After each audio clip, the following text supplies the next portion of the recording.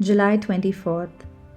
Let us consider how we may spur one another on toward love and good deeds, not giving up meeting together as some are in the habit of doing, but encouraging one another.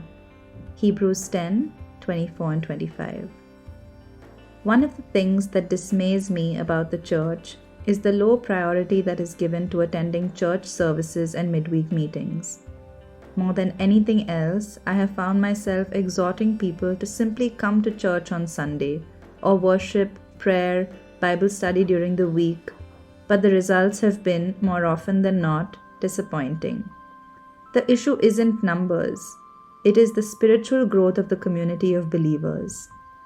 Acts 2:42-47 is my favorite picture of church, the first New Testament church, so alive and dynamic, moving in power and love.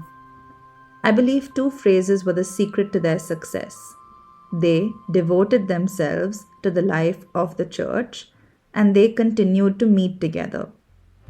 It is impossible to overemphasize the importance of meeting together as often as possible for the life of the church.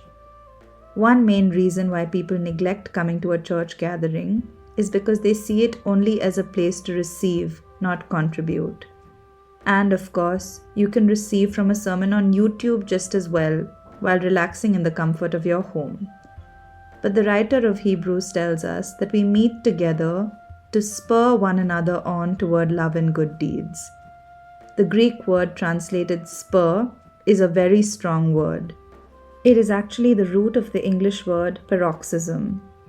It can be translated as stimulation, provocation, irritation, angry dispute. It means a provocation which literally jabs someone so they must respond. The Bible is telling us that when we meet together, we are to provoke feelings that spur one another to action in the form of love and good deeds. We are not called to be passive members of church, simply spectators and consumers of the professional ministry. The Bible knows of no such description of Christ's body. Instead, we are invited, no, commanded, to the high calling of sharpening one another, stirring each other's gifts, provoking the passive into action, encouraging the disappointed into fresh purpose. And I believe it starts with, quite simply, giving priority to meeting together. Today's prayer. Lord Jesus, help us to give priority to meeting together as church and to spur one another on toward love and good deeds.